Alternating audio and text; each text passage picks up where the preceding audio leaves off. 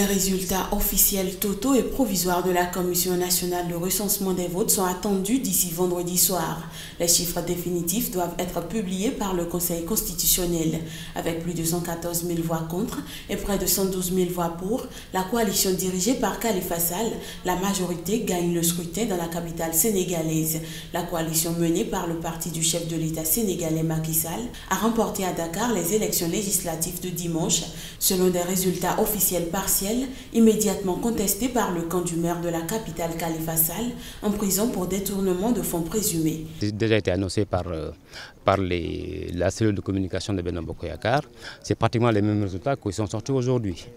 Et nous ne sommes pas surpris de ces résultats, nous nous y attendions et nous considérons que ce sont des résultats qui sont préfabriqués par Benno Bokk Yakaar et par tous les tenants de cette coalition-là. Pour Macky Sall, cette prise de Dakar est une grande réussite, la cerise sur le gâteau qui vient conclure et parfaire une victoire écrasante à l'échelle nationale. Moins de 1% des suffrages exprimés séparent les deux listes. Un écart minime, certes, mais l'équipe de Khalifa Sall a déjà annoncé qu'elle souhaitait déposer des recours et évoque depuis dimanche ce qu'elle qualifie de hold-up électoral.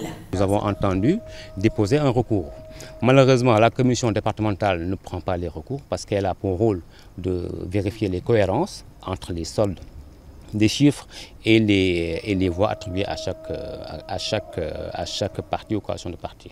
Nous entendons déposer le recours au niveau de la commission nationale en espérant que le droit sera dit, rien que le droit. Et si c'est le cas, Dakar montrera sa fidélité à Khalifa Sall. Le taux de participation a été officiellement de près de 54%, en hausse par rapport à 2012, année où les législatives avaient eu lieu dans la foulée de la présidentielle remportée par le président Macky Sall face au sortant Abdoulaye Wade.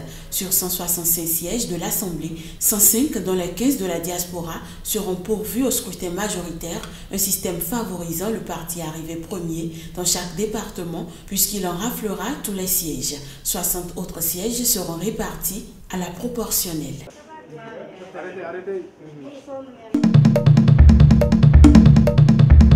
Les Rwandais ont commencé à voter ce vendredi matin pour une élection présidentielle promise au président sortant Paul Kagame qui dirige ce pays de la région des Grands Lacs d'une main de fer depuis 1994. Au total, 2343 bureaux de vote sont mis en place pour accueillir les quelques 6,9 millions d'électeurs. Ko turi abanyarwanda kandi igihugu kikaba kigira perezida akagomba gutorwa n'ingombwa. Turatora umuyobozi uduteza imbere ukomeza imbere aho twari tugeze akaduteza imbere nyine mu gihugu cyacu.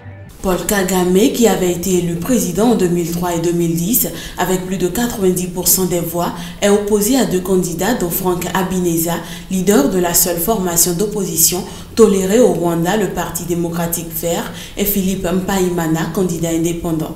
Mais la bataille semble perdue d'avance pour ces deux hommes, quasi inconnus des Rwandais, qui ont disposé de très peu de moyens pour faire campagne face au président, dont le Front patriotique rwandais contrôle d'une main de fer toutes les sphères de la société depuis qu'il a mis fin au génocide de 1994. Les bureaux de vote du pays doivent fermer à 15 h et les résultats provisoires ne devraient pas être annoncés avant samedi.